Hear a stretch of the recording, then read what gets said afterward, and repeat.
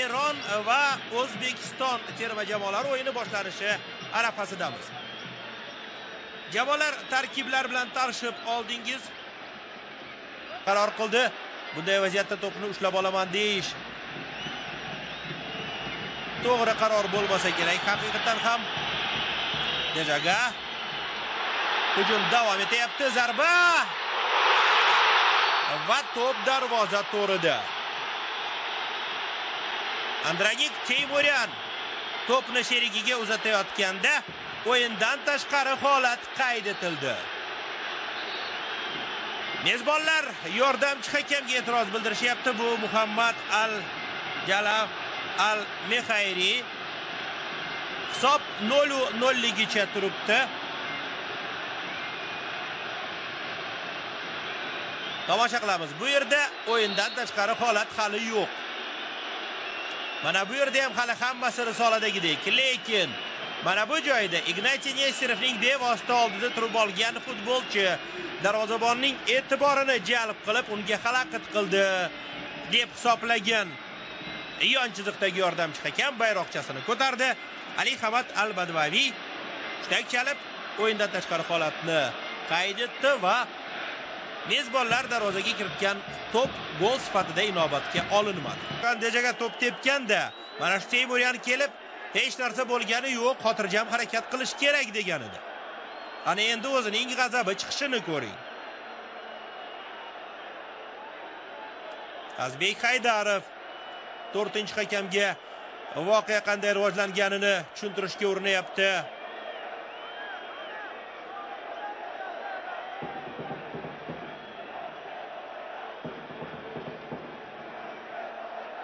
To'p uchun kurash, yiqilgan ikki futbolchi muvozanatni saqlashga uringan holat.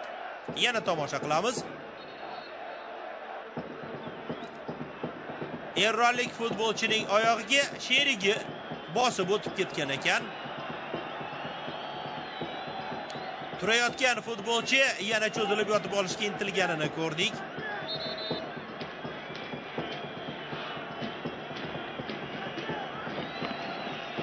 O'yin davom etadi. Al-Badvaviy vaziyatni to'g'ri baholadi. Ikkinchi taymning 26-daqiqasi, o'yinning 71-daqiqasi o'tib boryapti. Hozir mezbonlardan biri belgilangan masofaga surilgani yo'q, baribir. Server Jeparov to'p tepayapti. Darvoza yaqiniga to'p uzatildi. Xavfli vaziyat, zarba, gol!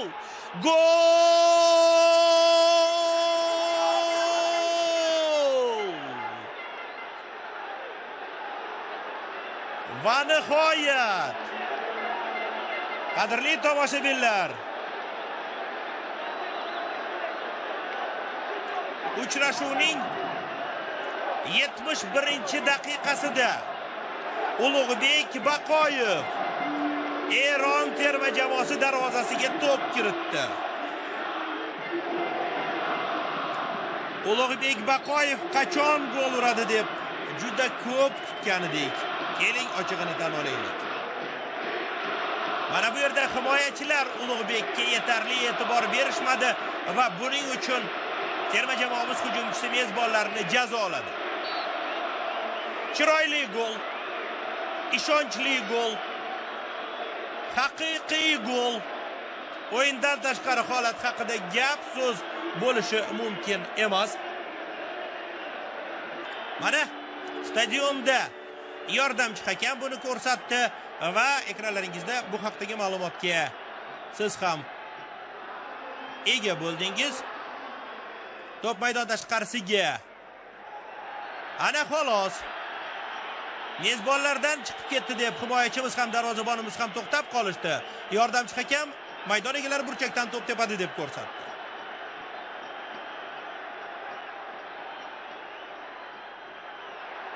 Nima bo'lganda ham bu yog'iga yana 3 daqiqa chidash kerak. Lekin bu safar ham o'yindan tashqari holat bor.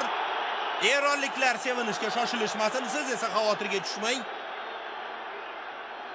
Qadrli tomoshabinlar, Ozodiy stadionidagi muhitni siz ham hozir uyda o'tirib O'zbekistonning turli shahar va qishloqlarida juda yaxshi his qilib turibsiz. mana shu g'alaba nechog'lik qadrli ekanligini balki bugun hali to'la tushunib yetmasmiz. Ammo yanagi yili Braziliyaga yo'llanmani qo'lga kiritganda o'sha eshik balki ozodiyda ochilgandir dermiz. Geynrix jarima maydonida zarba. Top maydon tashqarisiga chiqib ketdi. Hozir Geynrix haqida. Zarba bersa va darvozani ishg'ol qilsa bo'ladigan vaziyatda edi. Shuning uchun to'pni orqaga sherigiga qaytaraman deyish noto'g'ri bo'lardi. Yana 2 daqiqa. Yana 2 daqiqa. Qadrli tomoshabinlar, eslatib o'taman, 71-daqiqada terma jamoamiz hujumi jarima zarbasini Server Jeparov tepgan va Ulug'bek Baqoyev darvozani ishg'ol qilgan edi. Endi esa O'zbekiston terma jamoasi raqib jarima maydoni sari to'pni yo'lladi.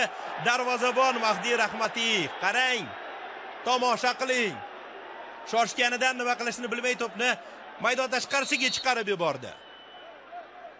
Futbolchilarimiz yon chiziqdan to'pni o'yinga kiritishadi. Albatta shoshilishmaydi. Nima, eronliklar shoshilarmi? Inomov, Geynrix, Haydarov, Geynrix, Inomov. O'yindan tashqari holat qayd etildi. Mayli, bu ham yomon emas, chunki o'yin to'xtatildi. Mezbonlar to'pni mana shu joyga olib kelishsin, keyin tepishsin. Ofsayd bor ekan.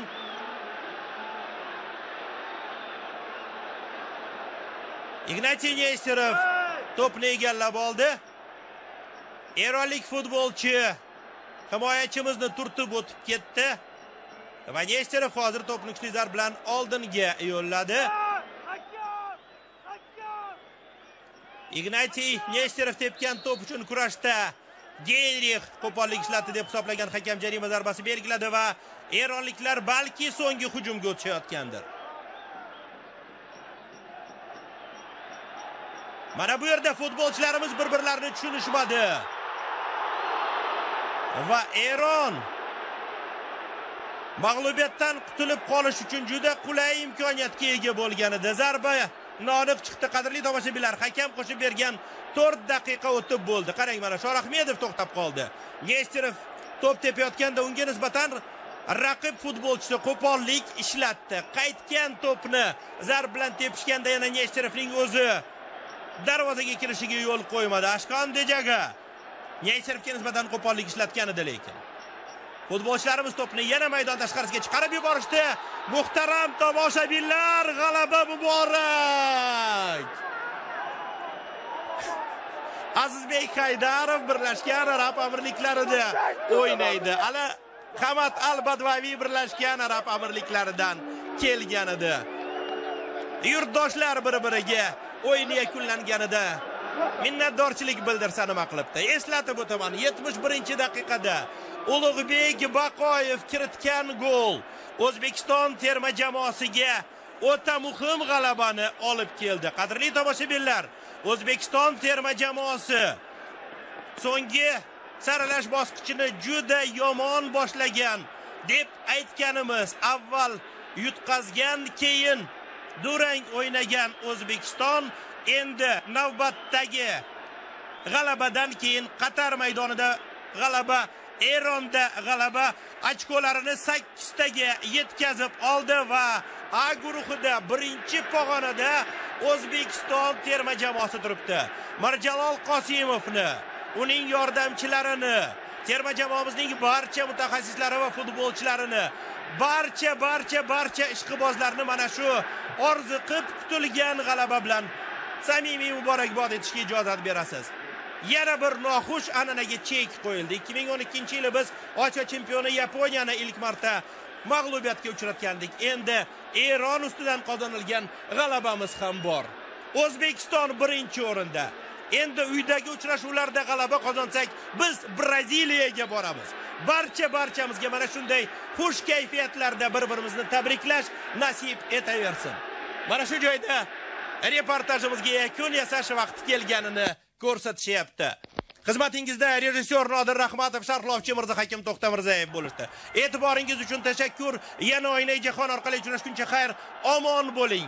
Omad siz va bizni aslo tark etmasin.